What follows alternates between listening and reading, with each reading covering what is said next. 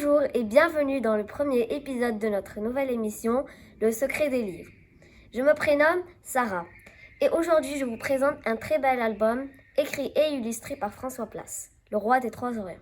C'est l'histoire d'un long voyage, celui d'hommes et de femmes qui ne parlent pas forcément la même langue, mais qui vont dans la même direction. Ils sont accompagnés de leurs savants, de leurs musiciens et même de leurs animaux. C'est la grande ambassade. Elle compte rejoindre le roi des Trois Orients pour lui rendre hommage.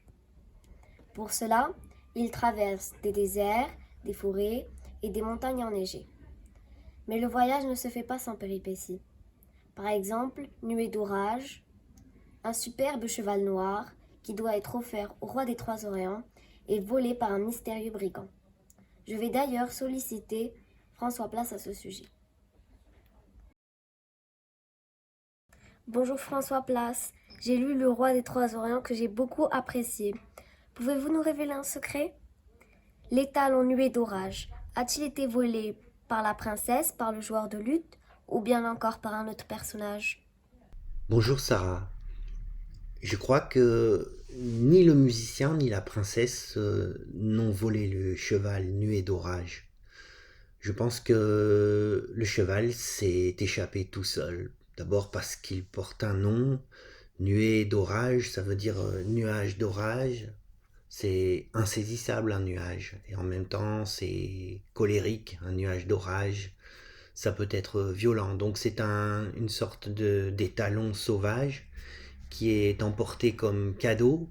Et à mon avis, il a rompu ses attaches et il est parti au grand galop vers sa liberté. Et la princesse l'a retrouvé un petit peu plus tard. Et encore un peu plus tard, la princesse a retrouvé le musicien. Ce sont, on pourrait dire, trois personnages.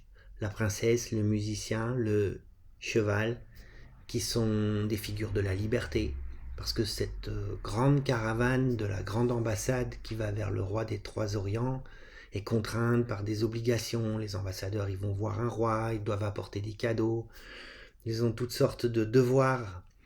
Euh, et ces figures-là, la princesse qui n'a pas très envie d'être mariée contre son gré, le musicien qui se pose à un endroit quand il en a envie, et le cheval, indomptable, ce sont des personnages libres. Et ils veulent bien faire partie pendant un certain temps de cette grande caravane, mais ils veulent aussi pouvoir vivre leur vie comme ils l'entendent.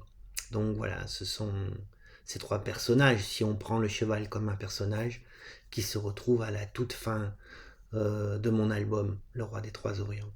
Merci infiniment François Place pour votre participation. J'en profite pour vous présenter le dernier ouvrage illustré par François Place, le tome 2 d'Alma. Une superbe saga sur l'esclavage et le commerce triangulaire au XVIIIe siècle.